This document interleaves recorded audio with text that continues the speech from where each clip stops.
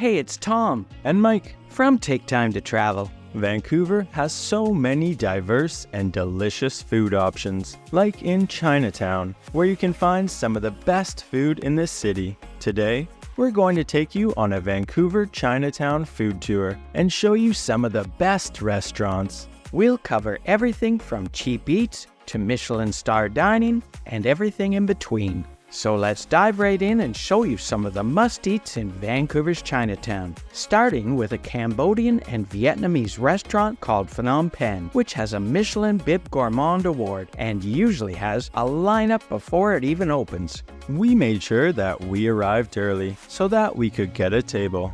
Good thing we did, because within 5 minutes the restaurant was already full. To begin our meal, we were served some complimentary tea. Then they brought us the marinated butter beef. It has thinly sliced, specially prepared rare beef with a bed of fried garlic, cilantro, and a house-made special sauce, as well as the bun cha gio with Vietnamese rice vermicelli, spring rolls, and peanuts. The bun cha gio and the marinated butter beef were both very tasty. Next, we ordered the large Phnom Pen deep-fried chicken wings, which were amazing and came with a delicious lemon pepper sauce, as well as the Bon Quan Vietnamese steamed rolls with lettuce, sprouts, Vietnamese ham, and fish sauce. Our sixth dish was the filet beef lak lak on rice with egg and stir-fried beef seasoned to perfection. I loved the Bon Quan dish, but Mike preferred the filet beef lak lak and the chicken wings, which are both restaurant specialties. For our last dish, we ordered this huge bon sao, which is a crispy crepe filled with shrimp, sliced and minced pork, sprouts, and beans.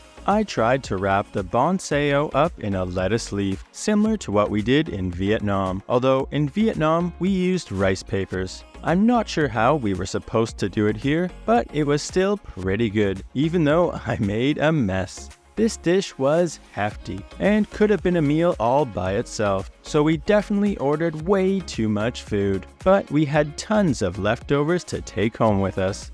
Now let's keep going and show you the next restaurant in our Chinatown food tour, which is actually just across the street in this building with the yellow shutters. It's called Fat Mao Noodles, and it's a favorite of Sam Smith, who tried this place during his Vancouver tour. Let's head inside and see what makes it so special.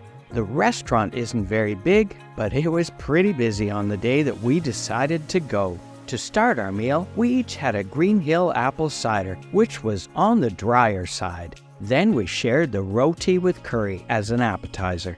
The Southeast Asian style roti and curry was exceptional. We absolutely loved it. For our mains, we got the hot and sour pork noodles with barbecue pork, ground pork, Vietnamese ham, Asian celery, peanuts, and crispy shallots, as well as the braised beef noodles with braised beef brisket in an aromatic soy broth, Asian celery, and bok choy. We also got their bestseller, the cow soy chicken curry, which had a braised chicken leg in a rich and creamy northern Thai style curry with pickled mustard greens and crispy noodle garnish. The hot and sour pork noodles, the cow soy chicken curry, and the roti and curry were our favorites. We can definitely see why this place is so popular. But let's keep going and show you another amazing restaurant in Chinatown that serves traditional Chinese barbecue and is appropriately named Chinatown BBQ. As soon as you step inside, you'll notice their barbecued meats on display. Their dining area also has a nice retro kind of style with a black and white checkered floor. Once seated, they brought us some complimentary tea. Then they kindly offered to move us to a booth when one opened up.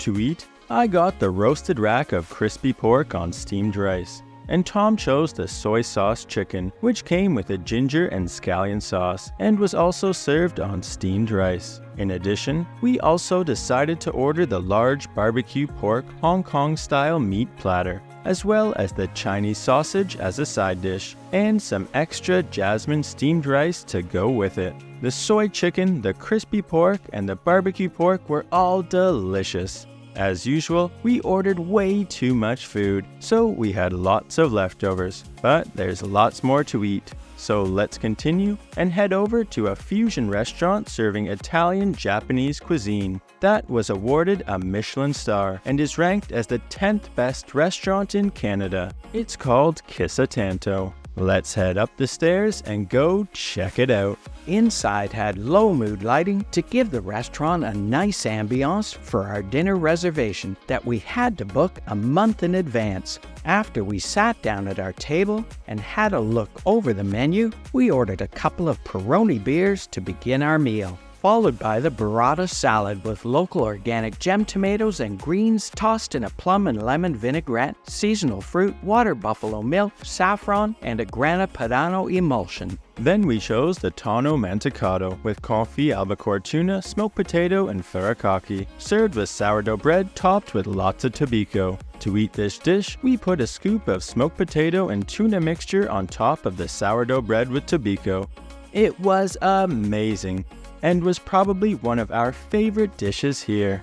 For our next plate, we got the tajarin pasta with butter, roasted mushrooms, and miso cured yolk, which had a beautiful presentation. Next was the cavatelli pasta with a white rabbit ragu, gremolata, butter, Calabrian chili, and Parmesan cheese. Then we had the spaghettoni in a Japanese curry tomato-based ragu with A5 Wagyu, nut-fed pork, spiced pangrattato, and Parmesan, as well as the organic half chicken. The chicken breast was roasted with the skin on with a herbed oil on top, and the chicken thigh was deboned, cooked sous vide, then flash fried so the skin is crispy. For dessert, we shared the tiramisu with whipped soy, plum wine, espresso, brandy, and mascarpone. We had an exceptional meal at Kissa Tanto. The food tasted incredible and the service was top-notch, although we did order way too much food. But let's keep going and show you some more of Chinatown's best restaurants. The next spot is a Japanese kitchen called Tokyo in April.